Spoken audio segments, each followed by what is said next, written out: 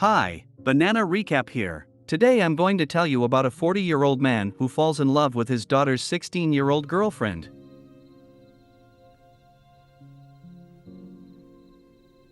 This is 42-year-old Lester Burnham.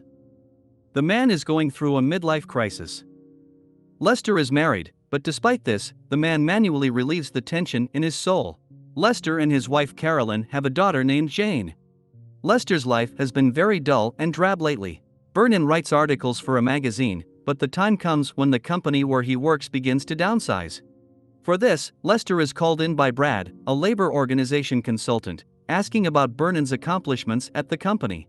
Lester is angry because the editor-in-chief of the magazine is rumored to have taken advantage of callgirls, where one of them memorized his credit card information, after which she lived and paid for her vacation for months at Lester's company's expense, and now the staff wants to downsize to make up for those losses. At home, over dinner, Lester talks about his troubles at work, but Jane is not interested, for Lester has not exchanged a few words with his own daughter in the last month. When Jane leaves, Lester tells Carolyn that she is not the best mother in the world either, since she treats her daughter as her subordinate. As Lester tries to talk to Jane, they are taken off the street by Ricky, a new neighbor who has recently moved in. The next evening, Carolyn and Lester go to the high school basketball game, where Jane is a cheerleader. Between games, during the team's performance, Lester can't take his eyes off Jane's girlfriend named Angela. Staring at the girl, Burnham has an unchildish fantasy. After the match, Lester and Carolyn wait for Jane, who isn't too happy to see her parents, even though the folks praise the girls very much for their performance. Upon learning that the girlfriends are going to a pizza place, Lester offers to give them a ride, but it turns out that Angela has a car. Jane thinks her father is pathetic, but Angela thinks Lester seems like a nice man who seems to have been intimate with Carolyn for a very long time. At night, lying in bed, Burnham feels very happy after meeting Angela. It is as if the man has been reborn. Sitting in the car, Jane apologizes for her father, but Angela has long been accustomed to the attention of men. The girl thinks that if men stare at her, it means she has a huge chance to become a model. Walking toward the house, Jane is photographed again by Ricky. The girl, noticing the boy, calls him an ass. Turning off the lights, Jane looks out the window at the porch of the neighboring house where Ricky has been sitting. Pulling back the curtains, a smile appears on the girl's face, for until that moment the boys had not shown any attention to the girl. The next morning, while Jane is taking a shower, Lester, having spied Angela's number, calls the girl from his daughter's phone, but hearing that Jane has stopped washing, hangs up and leaves his daughter's room. Angela calls Jane back, asking if she has called, for the caller ID shows her number. Noticing the notebook open on Angela's phone number on the table, Jane realizes what has happened. At this point, the girl is taken out again by Ricky, whom her mother calls for breakfast. Ricky's father, hearing the call, meets his non-traditional neighbors on the doorstep, eager to meet their new neighbors. Fitz, a man of military background and also an ardent homophobe. Angela tells her classmates that she gave herself to a famous photographer, for which the girls think she's pro-titular. After noticing Ricky being brought to school by her father, Jane tells Angela about the guy who filmed her last night. According to Angela, she knows Ricky, and he is apparently a slightly deranged man whose parents are rumored to have put him in an insane asylum. Listening to Jane, who begins to defend Ricky, Angela begins to suspect that her friend has a crush on her new neighbor. Their conversation is interrupted by Ricky confessing that he didn't mean to scare Jane last night, but was filming her because he was interested in the girl. Looking after the departing Ricky, Angela thinks he's crazy, because the guy didn't even look at her. At night, Carolyn drags Lester with her to a business party, where the man meets Ricky, the neighbor guy with whom they smoke pot in the parking lot. Ricky gets reprimanded, after which he pronounces that he is quitting his job. Lester, looking at the guy, admits that Ricky is his idol from now on. The guy quit his job and isn't the least bit upset about it. Ricky admits that the job is a distraction, and his source of income is the pot trade. Upon returning from the party, the parents discover that Jane is home with her girlfriend Angela, who wants to stay the night. Eavesdropping on the girls' conversation, Lester learns that Angela thinks he is very cute, and if he got a little more pumped up, she would be happy to use Lester for her lustful purposes. Hearing some sound, the girls approach the window, through which they see Jane's flaming name. While filming the girls on camera, Jane comes into the frame with a smile on her face. Ricky is delighted by this and moments later notices Lester, who is digging up some dumbbells in the garage for the night, starting to work out diligently. In the morning, the running neighbors are joined by Lester, asking him to help the guys show them how to get fit fast.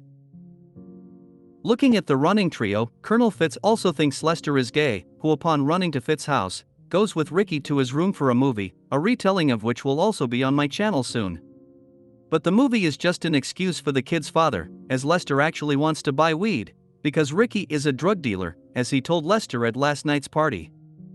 At his job, Lester makes it clear that he's going to quit the company he's worked for 14 years. But as compensation, Lester demands a year's salary and a bonus, or he will tell the IRS about the editor-in-chief and the women on call who were paid from the company's accounts. Meeting outside school after class, Jane offers to give Ricky a ride home, but Angela objects because she thinks the guy is crazy. Ricky pronounces that he will walk home, which Jane decides to do as well. While Lester is happy to be fired from his job and get a big payday, his spouse Carolyn cheats on the man with Buddy, the owner of a real estate company. Ricky brings Jane to his house, introducing the girl to her mother, who, as it turns out, is even more insane than Ricky. Watching a video of Ricky's flying packet, Jane kisses the guy.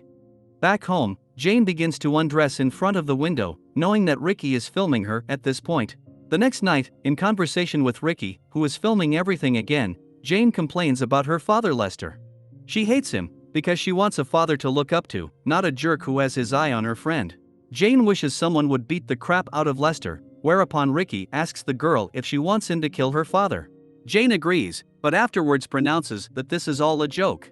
Lester, taking a job as a cook at a fast food joint, recognizes his wife Carolyn's voice as she orders. Walking up to the rendition window, the man catches her kissing Buddy. In the evening, during dinner, Ricky gets a pager message from Lester, wanting to buy more weed. The guy leaves, tricking his parents that Jane forgot his notebook. As he walks to the window, the colonel notices Lester half-dressed on the couch and Ricky in front of him. Looking at this picture, Fitz Sr. believes his son is pleasuring Lester, who disperses after Jane and Angela drive up to the house. The girl, noticing a pumped-up Lester, touches his arm. Back home, Ricky is beaten up by his father because he thinks his son is gay, which causes the boy to leave home. Jane and Angela argue because Jane thinks her girlfriend is too promiscuous and asks her not to sleep with Lester. At this point, Ricky shows up in the room, suggesting that Jane go away with him to New York, to which the girl agrees.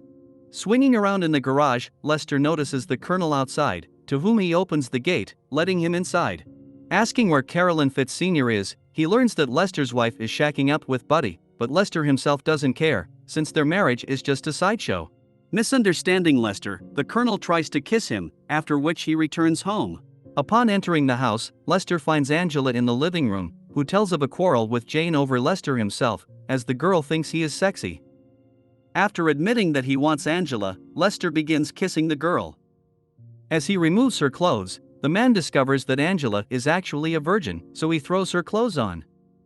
While Angela tidies herself up in the bathroom, Lester looks at a family photo. A gun is put to his head from behind, followed by a gunshot. Ricky and Jane come down from the girls' room and find Lester's body on the floor. At the moment of the gunshot, the film shows everyone who and where they were at the time of the shooting. Ricky and Jane were in the girls' room. Angela was in the bathroom at the time. Carolyn was on her way to the house with a gun in her hands to kill Lester, but she didn't make it. And who the killer is, write in the comments. At this point, the movie ends. Thanks for watching and see you again.